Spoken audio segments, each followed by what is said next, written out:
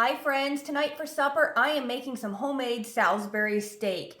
If you like that Salisbury steak that you get at the grocery store in the frozen section, you have got to give this a try because this tastes so much better than that garbage that you get at the grocery store. So to start, you want to preheat your oven to 350 degrees, and then in a big bowl here you want 2 pounds of ground meat. I am using 1 pound of ground venison tonight and 1 pound of ground beef. Just because I had venison to get used up, but you can totally just use 2 pounds of ground beef, okay?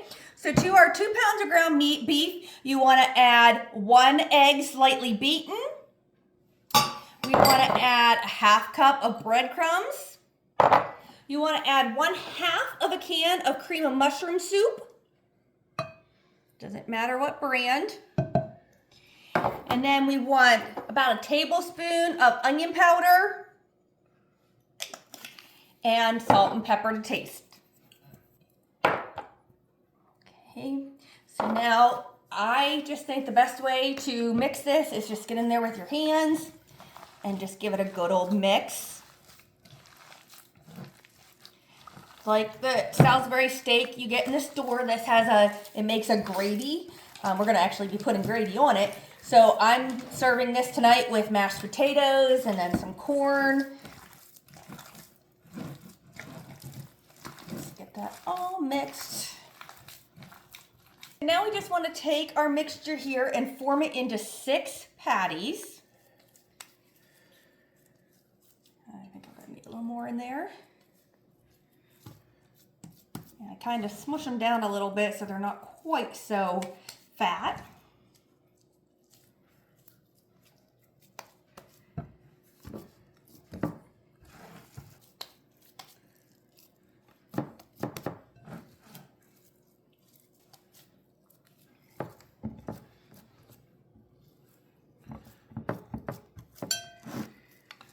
Now we're going to go ahead and throw these in the oven and bake them for 30 minutes uncovered. All right, so our Salisbury steak, it didn't quite seem after 30 minutes it was looking as cooked as I would have liked it, so I left it in for an additional 10 minutes.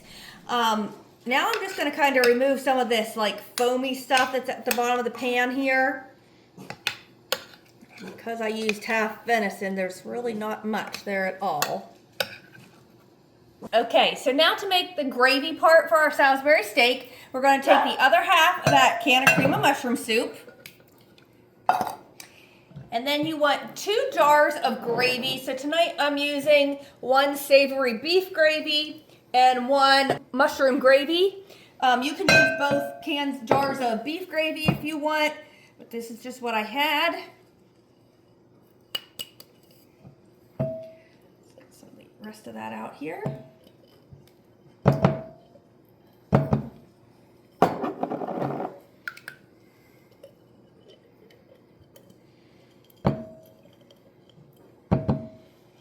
And we're going to go ahead and give that a little whisk together here. My hands off.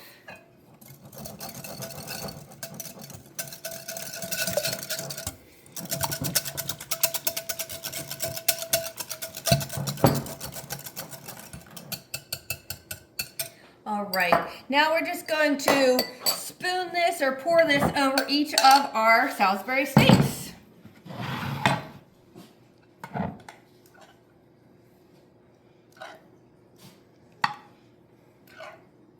I'm telling you, these are so good if you like those frozen Salisbury steaks.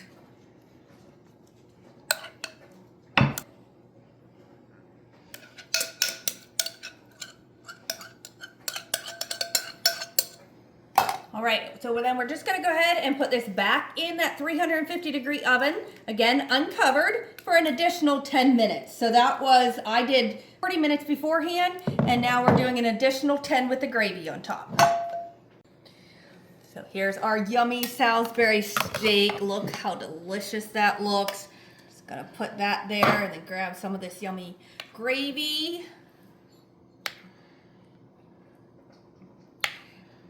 I am telling you, give this one a try. You will never go back to the store-bought Salisbury steaks again.